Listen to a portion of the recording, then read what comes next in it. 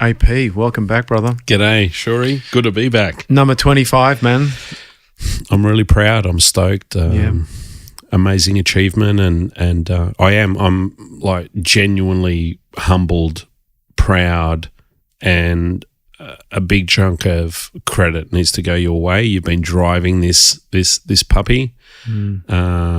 You're the host with the most, despite the fact that some people out there reckon you bit irritating. A bit irritating, and you talk too much, but all good. And obviously got to thank our 23, because I've been on twice. 24, man. 23 guests. Oh, 24. No. Oh, yeah. Sorry, I was number one. You should be the CFO, man.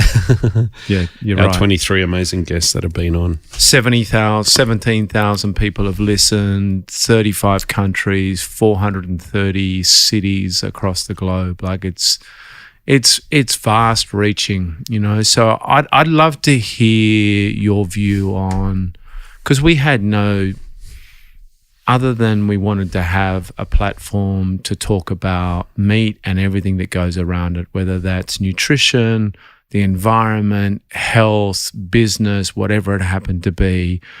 We had no roadmap, but we've attracted some amazing guests. I'd like your thoughts on those that have been on and who've really amazed and influenced you. I mean, you're right. We didn't have a roadmap. Further to that, we had no expectations, and I'm blown away. 35 countries, 17,000 people have listened.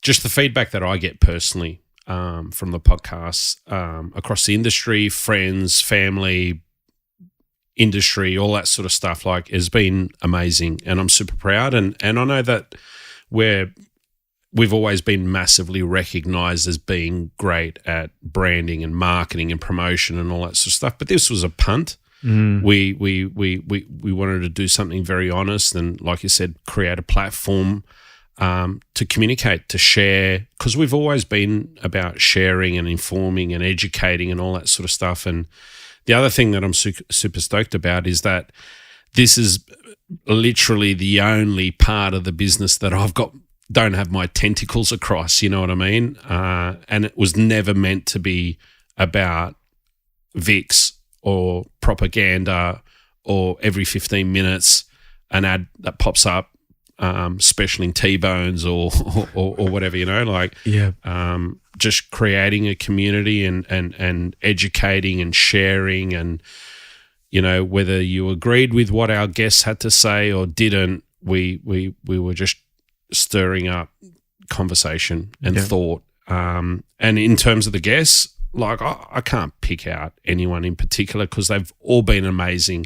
They've all had incredible stories, from Jerry Harvey and he was amazing, to Pete Evans, my dad, Darren O'Rourke, Lawrence Wong, Luke Winder and his amazing story, Clayton from Paru, Lennox and Damien and the real rawness in terms of how they spoke, about their challenges and all that sort of stuff. Dr. Duran, even the people from MLA sort of they half impressed me. You're not easily impressed by them, no, are you? I'm not. I've got a pretty low bar, but they were fantastic. Yeah, they were awesome. So yeah, it's been awesome, and I've loved tuning in and listening and mate, it's changed me. It's really opened my eyes and opened up my mind to loads of different things. Yep.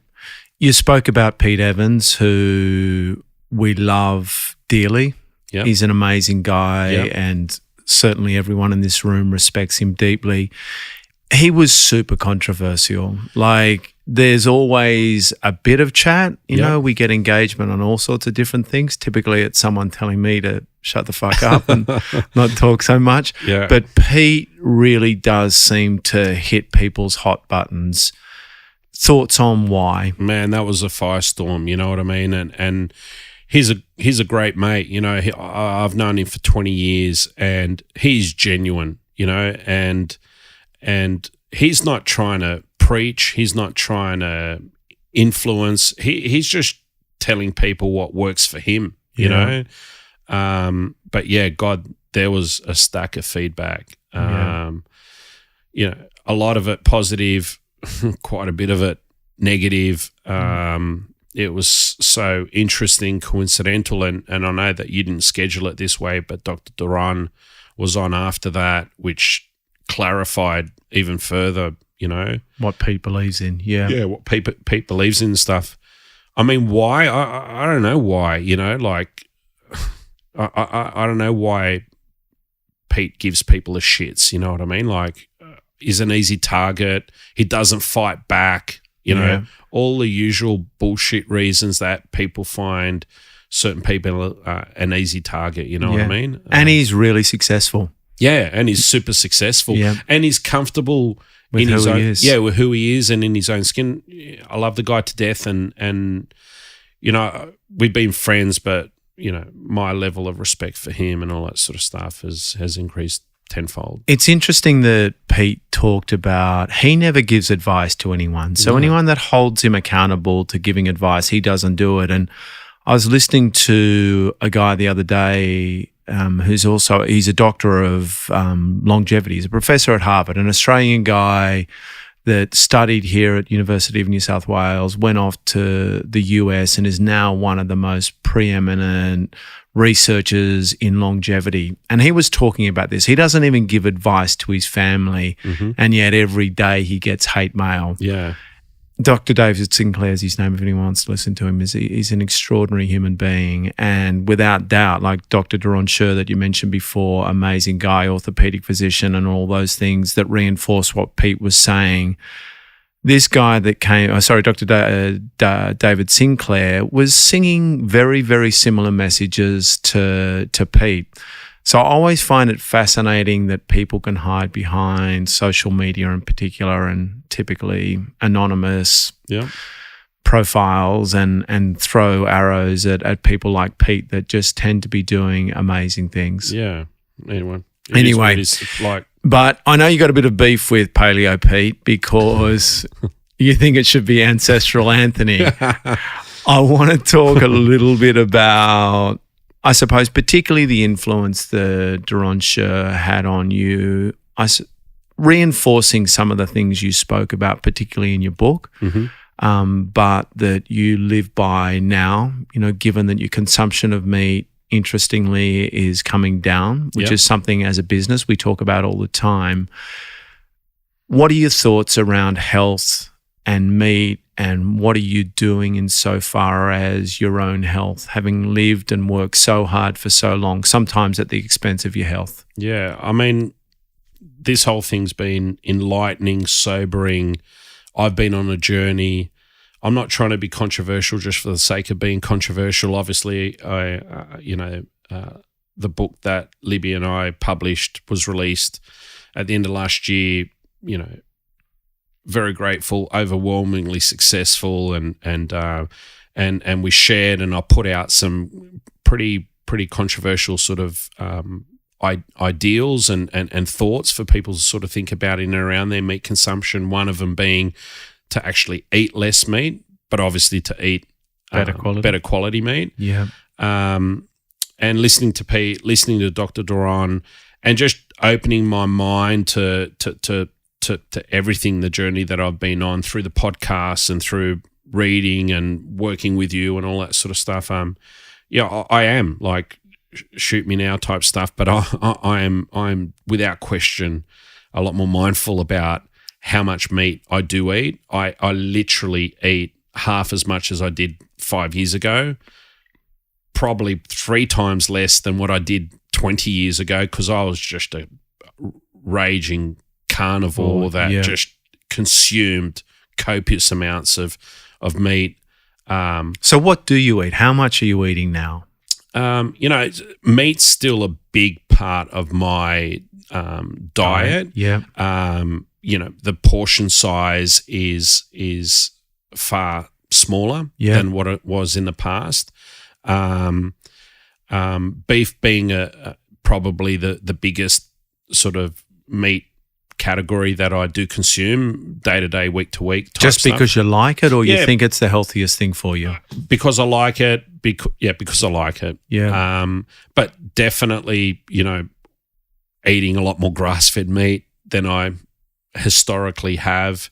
because once again, conscious of, the arguments, the conversation, and literally the facts out there with respect to grass-fed versus grain-fed, despite the fact that I'll still enjoy an amazing piece of grain-fed meat every now and again. And Wagyu and things like that. And all that sort of stuff. But moderation, not overindulging, but protein is king. And I'm a massive, firm believer that in order to live a long, healthy, happy life, that meat has to be a big part of your diet. Yep, I agree.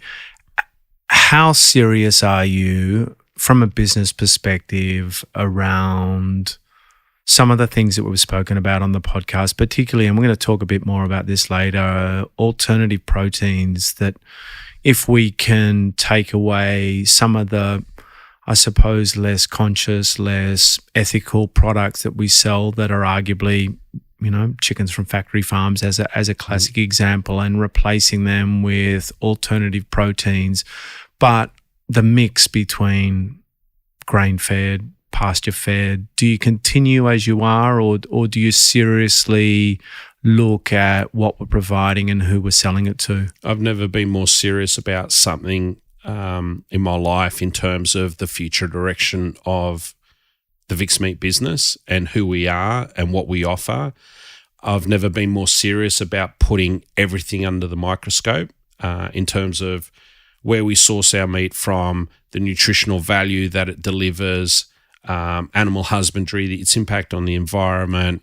While I'm still forming, I suppose, the long-term future strategy and the pathway that the business is going to take. Yeah. I've never been more serious about it. The social responsibility that we have as a major influencer, you know what I mean? A business that a lot of people listen to in terms of what we have to say. I'm hell bent on redefining who we are, being true to ourselves. But obviously, the only thing that doesn't change, has changed, is our focus on quality. Premium quality. A little bit controversial, but we reached out to the guys from Feather and Bone that put themselves up as this pasture-fed only, ethical provider of produce, and got a less than savory response inadvertently. They question the ethics of our business. Too big, too ugly, don't give a fuck. How do you feel when you get responses like that, and how do you, without needing to defend it, but how do you defend it? It's a dagger to the heart. I don't want to spend too much time talking about it, but a genuine offer to sort of come and be a part of what we're doing, rejected in a completely unprofessional sort of way, in a quite direct and blunt and... Well, embarrassingly, it wasn't directed at us. She was writing it to someone else. Stupidly sent it to me. Yeah, but anyway, it is what it is. How do I feel about people who question my integrity, the business's integrity, all that sort of stuff? I'm no angel, Shorey, you know what I mean? I've made fucking mistakes, you know what I mean? Yeah. And we do own, our family does own a successful and large business, you know? But it is what it is. I think the true testament of the character of this business is his ability to look inwards, and to take a good hard look at itself and what we've done well, what we haven't done well, and potentially recalibrate and pivot and go off into a completely new direction or somewhat new direction. Irrespective of the financial impact, the turnover, the lost customers, all of that sort of stuff. You know, that's I think that's what makes Vic's Meat this bloody amazing place that I'm so passionately in love with, and that I've dedicated 23 years of my life to, and you know, I'm super proud, and people want to question the integrity and think that we're jumping on a trend or we're just doing this because, it's the new flashy thing to do or whatever. That people can think all they want. Right, yeah. But I made myself a promise a long time ago, that, I've got one life. I'm going to give it the best crack that I can. I'm going to be true to myself. I'm going to do what I believe in, right or wrong. I'll make mistakes along the way. I'll learn from those mistakes. And I've never been more serious, and I've never been more scared, more frustrated, more excited than what I am now in terms of, what's going on in the broader industry and where we're headed as a business and a company. Yeah. I tell you, for me, the thing that it highlights, and I've said this many times publicly around, and certainly doesn't apply to everyone, but the hypocrisy of certain people that present themselves as whatever their cause is, veganism, pasture-fed, ethical, you name it, whatever it happens to be, but the incongruence when you scratch below the surface. So the behavior that, presents itself in a really disgusting message to us inadvertently, or someone that purports to be a vegan but drives around in a Range Rover and flies business class 6 times a year to LA, whatever it happens to be, that people need to be judged on what they do holistically. Yep. Not that they're a vegan, not that they're only eating pasture-fed, not that they're a monk, whatever the label is, but this holistic look at people. And I think this is what technology is going to provide all of us. Yep. Complete transparency. Complete transparency. Yeah. That just because you do that Yeah. and you think you're having an impact on the carbon footprint of the world, this calculator on your phone's telling us otherwise. Yeah. Nowhere to hide, Shorey, and I'm up for that. And, look, it is what it is. Our industry has a lot to answer for. And because Vic's Meat is a key stakeholder in this great industry that I am, so passionate and a supreme defender of, we need to change. We need to listen. We need to work together. We need to, we've got a big responsibility. We've got a responsibility to our customers in terms of their health and well-being. We've got a responsibility to producers, farmers, and the animals that we slaughter. Yeah. We've got a responsibility to the environment that we obviously have an impact on in respect to sort of the production of protein to sort of feed the world. Yeah. Man, we just got to stop bullshitting, you know what I mean? And just get on with the task. And in one small way or some small way, we're trying to do that as a business. And if we inspire people along the way, I'll be very, very grateful and very, very happy and very proud. Yeah, awesome. I want to talk about the industry, but I'm going to ask Louis, our awesome producer, just to flick that air conditioning on for us, please, mate. That was a heated conversation. The temperature's risen. Mate, without doubt, it's the hardest time that certainly I can remember, and no doubt that you can, when you look at a bunch of things, the drought, the swine flu in China, the insatiable appetite for Australian produce, meat in particular, from Asia and the Middle East and other countries. Give us an update on your view, but also what you're hearing from some of the experts in the industry. Man, it's tough, and I haven't been around forever, but I've been in this industry. You've been around for a while, man. I've been around for 23 years. I have a father that's dedicated 53 years of his life to the industry. I'm surrounded by amazing people in the industry who love our business, care about our business. We've built a network of people around us and surrounded ourselves with great people in the industry. And man, it's tough. Like, you're right. I haven't seen it any harder, and I'm not scared of tough. Yeah. And I've never backed down from tough. And I've been through a lot of tough times, both personally, professionally, business-wise. But things are tough out there. And you talk about, the drought, floods, the impact on livestock numbers, and the declining livestock numbers, yet the demand for red meat. But domestically, probably holding true, but overseas growing at exponential rates, particularly in countries like China. The impact on, African swine flu and the impact that's having not just on pork but meat in general. The dollar dropping by a good 10 to 15% over the last sort of few months, and the impact that that's having. So. And then there's the bigger macro issues, which is business is tough. Doing business and running a successful business, a profitable business in this country isn't getting any easier.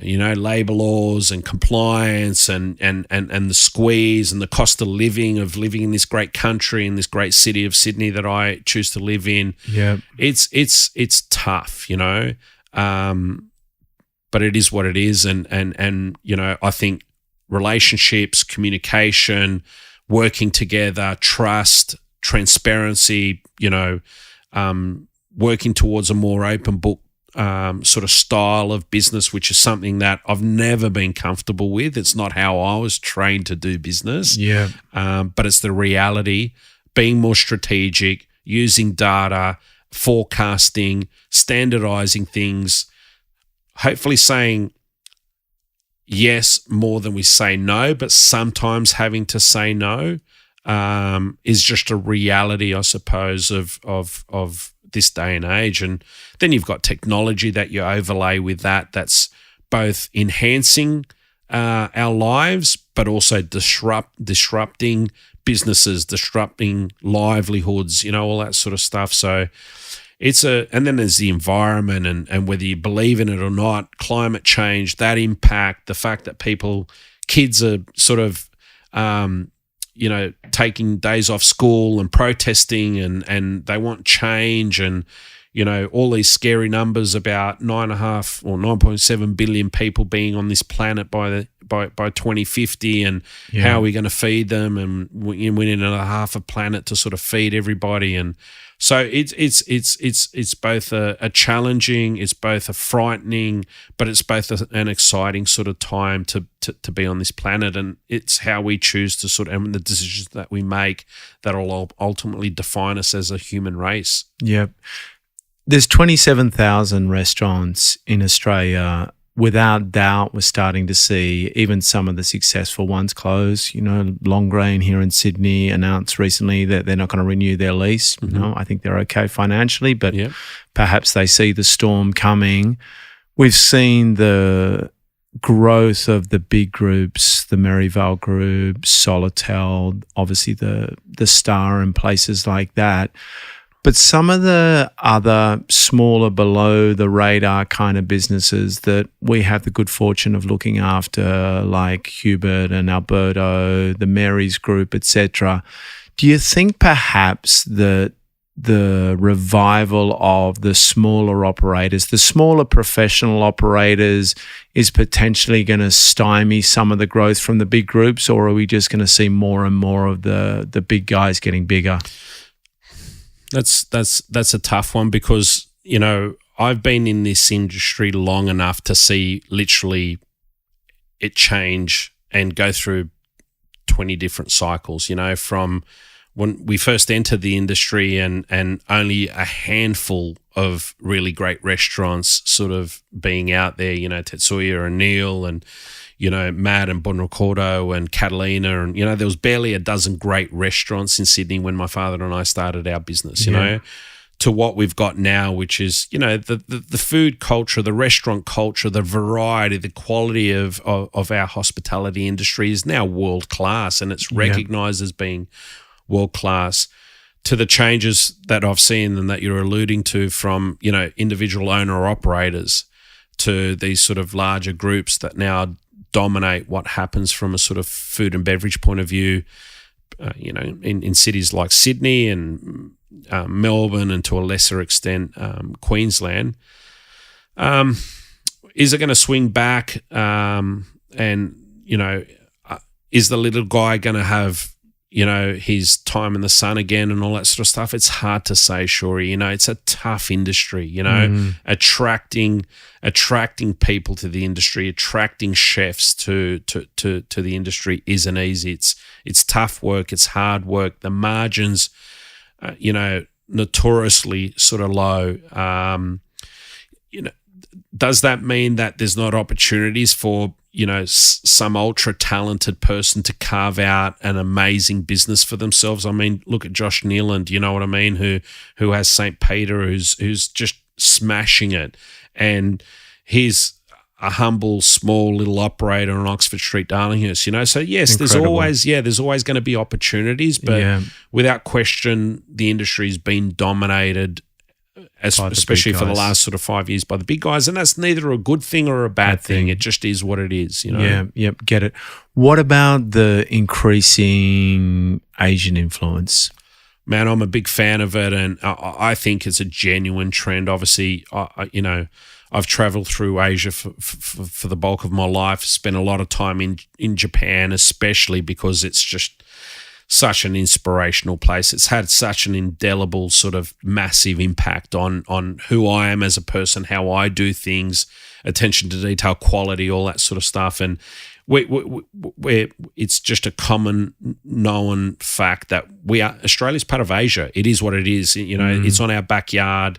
The tourism, the immigration, all that sort of stuff, and bloody hell, the way they eat is unreal, and we should embrace it. Less but better quality. Better quality. Yeah. Meat is a small but important part of an overall meal. And shabu shabu and yakiniku and sukiyaki and all these amazing, phenomenal styles and ways that they sort of create sort of different dishes and all that sort of stuff. And I think, that whole thinly sliced, particularly with Wagyu, which we all acknowledge is amazing, but probably not the best way to enjoy Wagyu is probably not the way that we generally enjoy a piece of beef, which is as a steak, that the absolute best way to enjoy it is thinly sliced, whether it's shabu shabu or sukiyaki or yakiniku. And I believe a big part of the longevity and the long-term success of the Australian Wagyu industry will rely on us embracing and adopting this more Asian style and way of an influence of sort of consuming and enjoying sort of Wagyu beef. So, I'm a big believer, and you see it now. Like there's loads, Dollar Shop and Borgna and there's Sunda. There's loads of amazing places that you can sort of go to nowadays and enjoy all of that beautiful, beautiful food. There seems to be a glut of Wagyu though in this country. There's iconic brands like David Blackmore's. The gates are now open for Japanese Wagyu to come in. Yep. Have we got too many people chasing after a really small price? Yeah. Once again, I was there at that embryonic stage. I was there. We were the first business to sell Wagyu commercially. We were the first business to sell Wagyu retail, and I fell in love with Wagyu 20 years ago when I first sort of tried it and ate it in Japan, and then obviously fell even more in love with it once I crossed paths with David Blackmore. And, that's been obviously this amazing, phenomenal, ultra successful relationship, both personally and professionally. And I've seen, we've had Jerry on the podcast and he blew up $50 million in Wagyu, and you've seen recently Gina Reinhart invest $1 billion in the meat industry, and she's the biggest Wagyu producer in the world overnight. And there's different sort of funds that are investing in Wagyu, and like everything, there's a tipping point. You know what I mean? And we've seen Wagyu, the peaks and troughs in terms of demand, the rock bottom prices, the high prices. Yeah, look.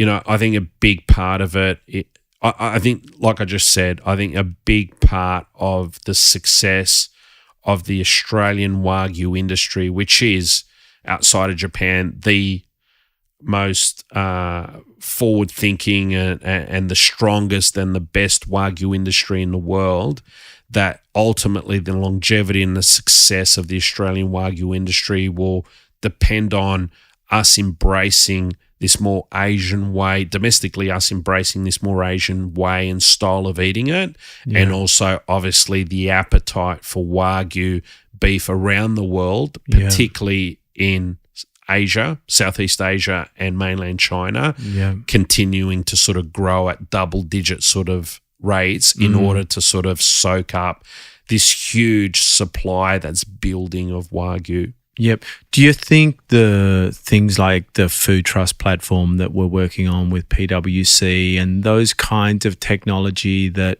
will enable people to, one, avoid counterfeiting, and two, to truly understand the quality of a produce, of any produce, whether it's beef or otherwise, will actually allow the people that are playing at the pointy end of the sword to truly capitalize on the incredible product that they're producing, and that these pretenders, so the Wagyu burger that you see at McDonald's, set as a classic example, will just fade into oblivion because finally people will be able to determine scientifically what they're eating? Yeah, you know my views on Food Trust platform. I think it's the most important piece of innovation to sort of occur in food, in meat, in the history of our industry, and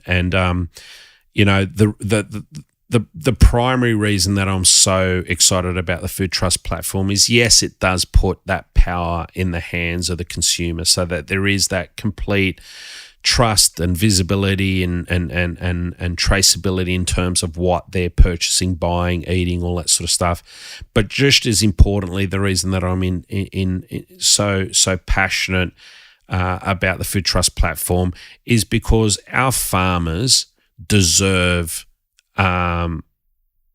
a rich reward for all of their sacrifice and their hard work, and that counterfeit meat industry globally is a multi-billion-dollar industry, and substitution, mislabeling of product, is rife. Not as rife as it used to be in this country maybe 10 years ago, but still exists to a certain extent, but rife pretty much all around the world. And it's not fair on our producers and farmers, or consumers, or the consumer, Yeah, no, I completely agree. So it's the Food Trust platform's bloody exciting. It's amazing, and it's incredible for our business to be a part of it, and at the arrowhead of what's happening in that area. The conscious butcher, it's something that we talk about all the time. You've talked a little bit already about the changes that you're making to the business. This whole redefine and defend who you are, who we are as a premium grade butcher, supplier to the best venues in the world, and best doesn't mean the most exclusive, but the best restaurants, the best pubs, the best airlines, whatever it happens to be. How are you going about actually doing that? Because you've grown really big, not really quickly, over 23 years, but you've grown to the size where you probably do need to go a little bit backwards to go forward. How do you feel about that, and how are you doing it? For me, information is king. Why am I able to so quickly sort of change tact in terms of strategy, where my head's at, the direction that I want to take my business, is because, being really honest, I've stopped burying my head in the sand, which is something that our industry is so guilty of, that I've opened my eyes, opened my ears, listened, watched, learned, read. Information's king. Yeah. And being recognized as a purveyor of premium quality meat has something that I've been obsessed about my whole career. Okay. That's not enough for me anymore. That there's a high level of consciousness and being conscious about the decisions we make as a business, where we source our product from, the nutritional value of that product, how we promote it, how we sell it, who we sell it to, at what price we sell it to, or whatever is now my new MO and what I'm obsessed with. And by default, I'm prepared. I'm really prepared more than ever I have been. I'm prepared that message and that strategy and that direction that Vic's Meat is headed in isn't going to appeal to everybody. And it's a friggin' massive risk, but I'm up for it because values, morals, a clear and clean conscience has always been massively important to me. Yeah, get it. The whole alternative protein risk opportunity has gone from being just a little simmering behind the scenes to even the most ignorant person has now heard of Impossible Foods, Beyond Meats, The Hungry Planet, whoever it happens to be. We saw Beyond Meat list on the NASDAQ a couple of weeks ago with a market cap of $3.7 billion US, 163% growth in the first day, which was the biggest growth of any company in 100 years it's listed as far as I know. At the same time that Uber and Lyft and Blue Apron have lifted and completely capitulated. How do you view it? How does it fit in with what you're thinking about for the business, without giving away all the trade secrets, because every competitor in Australia seems to want to follow us, but execution is everything. But how do you think about it, and has it changed over the course of the last 6 months, let alone the last couple of years? Ignorance is easy. I've been ignorant in the past, but you can be ignorant all you want. $3.7 billion market cap and one of the most successful listings in recent memory is what it is. Nokia were ignorant. The taxi industry, Kodak, they were all ignorant, and look what happened to them, and it is what it is. And this alternate meat journey that I've been on, that we've been on together, that our business has been on, especially over the last sort of 6 to 9 months, has been an interesting one. It's gone from me being shit scared, and it's like, fuck, like if we don't jump on board, we're going to miss the bus and we're dead meat. We're the next Kodak type thing. Yeah. To being, you know what? It's been interesting. The deeper we've sort of dug, the more people we've spoken to, the more information that we've got. I suppose the more comfortable we've become about what we're doing, the path that we're on. Yeah. But without discounting, I suppose, as that being a genuine competitor to traditional meat. What's the percentage? It's still a third of 1%. A third of 1%. So it's still tiny. But it's tiny a $3.7 billion industry. You know? So it's gone, and it's growing at 20% compound. That's right. And so you can't ignore it. Yeah. It is what it is. It's out there. We're certainly doing our due diligence. I'm enjoying the journey. I'm enjoying listening, reading, meeting people as we are, talking about it, potentially positioning our business to be able to offer that product to our customers, to our existing or to a completely new customer base. Okay, that product appeals to. But the one caveat, just to be clear about it, Paul. The one caveat is that it's got to be good quality and it's got to taste good. Yeah. And unfortunately, to date, any of it that I've tasted has been pretty ordinary. You know what I mean? Yeah. So there's a long way to go, but it's exciting and it's interesting, and you can't be ignorant. Yeah. Because they listed, and the business is worth $3.7 billion, and it's growing. It's interesting you say the quality thing. The other day, we had the good fortune of speaking to the guys at Impossible Foods about the opportunity in Australia, which is definitely real. Like they're coming here in the next year or so.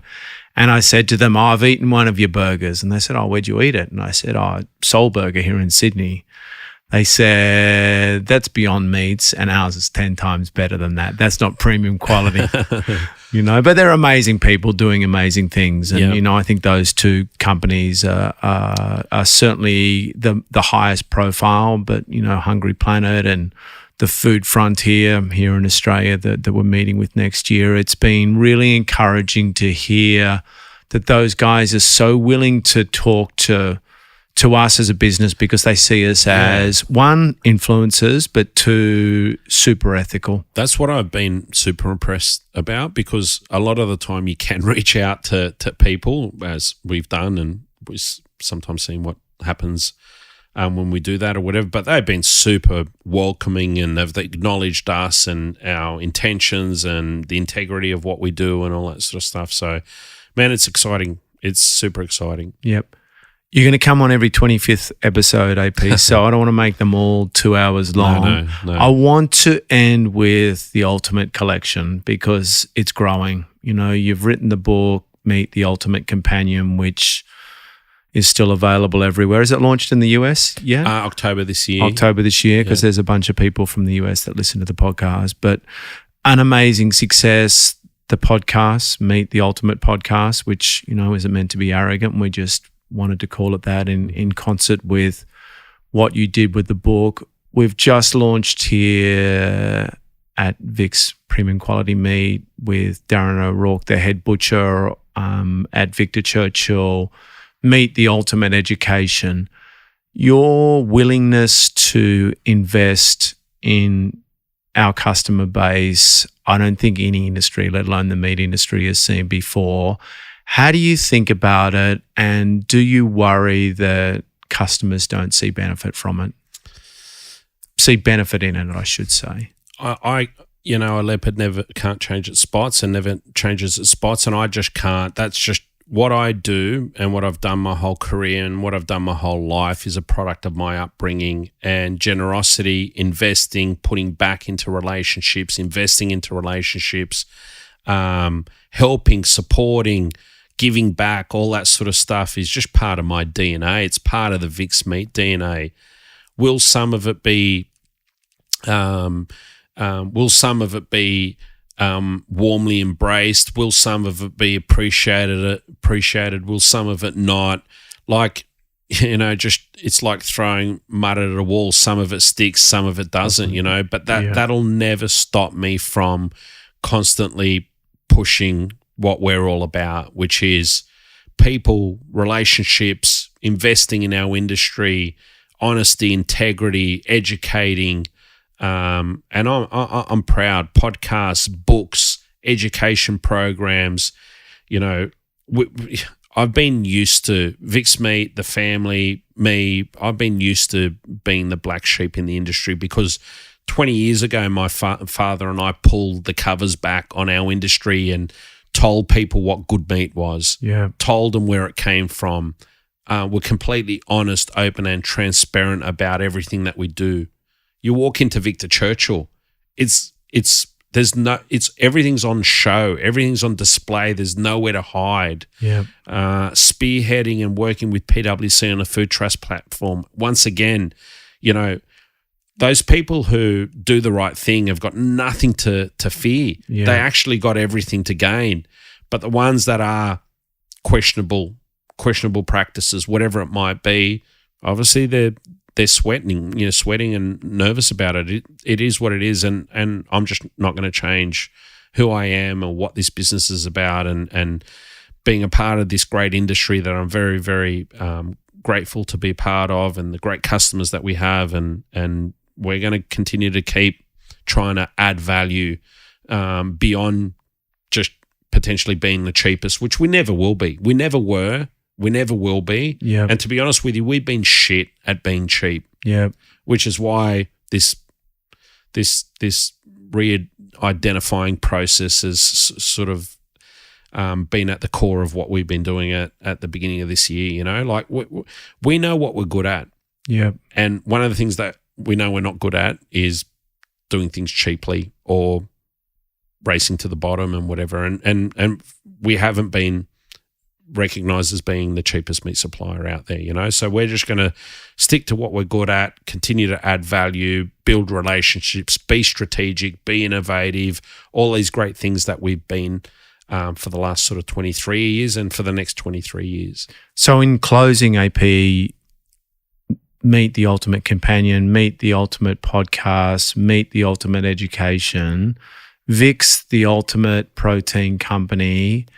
Your vision of being, or mission, I always get those two confused, about being not the biggest, but the best protein company on the planet. Yep. How do you continue to go about that, given the challenges that we've spoken about, that everyone's aware of, the pressure and the inelasticity of our customer base, the move to veganism and vegetarianism? How do you actually make sure that that isn't just a tagline under a really pretty name? Just this, just obsessed desire to do things to the best of my ability, a belief that there is a large portion of the population out there that do understand, their values do align with what we're all about as a business, that do want to have access to this remarkable product that we, in partnership with our amazing producers, farmers and suppliers, have got available and at our fingertips. And it's just a matter of finding a way to put that product in the hands of those people. Because, like I said earlier, information's king, and people are a lot more educated. Podcasts, documentaries, Netflix, newspaper articles, all that sort of stuff. People are reading. People are becoming aware of the environment, their health, their well-being. To pinch and to coin a term that is dear to your heart. This choice to either pay the farmer today or pay the doctor later. You know what I mean? Like, that is ringing loud and clear in a lot of people's minds, and millennials are a big part of driving that also. So there's a load of fantastic opportunities out there for our business, our brand, our people, our supplier network. And does that mean that Vic's Meat, isn't the huge wholesale business that it's always been recognized as? Probably. You know what I mean?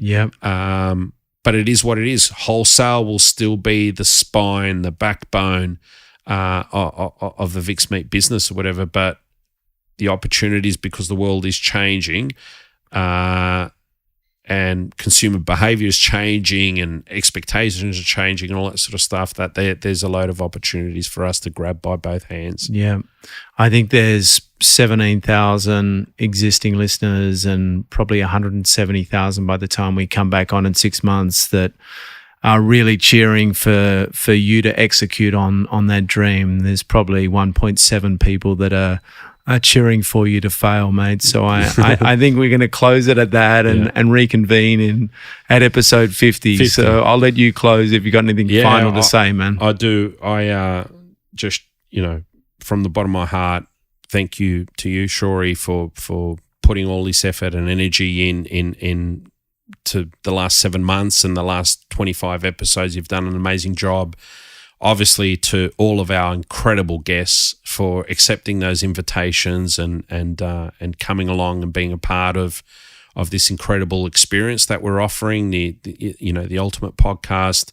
To all the listeners out there, thank you for your support. Thanks for your comments. Thanks for sharing. Thanks for believing. Thanks for challenging. Thanks for pulling us up when we've talking crap or on the wrong path, or challenging what we're sort of saying, doing, all that sort of stuff. But a big thank you to everybody. Thanks to everybody in the Vic's Meat business, because that they're super supportive of this, and they allow you to do what you do and all that sort of stuff. So no, it's been awesome. I'm very proud of the last 25 episodes and what we've done, and looking forward to listening and tuning into all of the amazing guests that you've got lined up over the next sort of few months. So no, it's been awesome. I've enjoyed it. Thank you, brother. Thank you.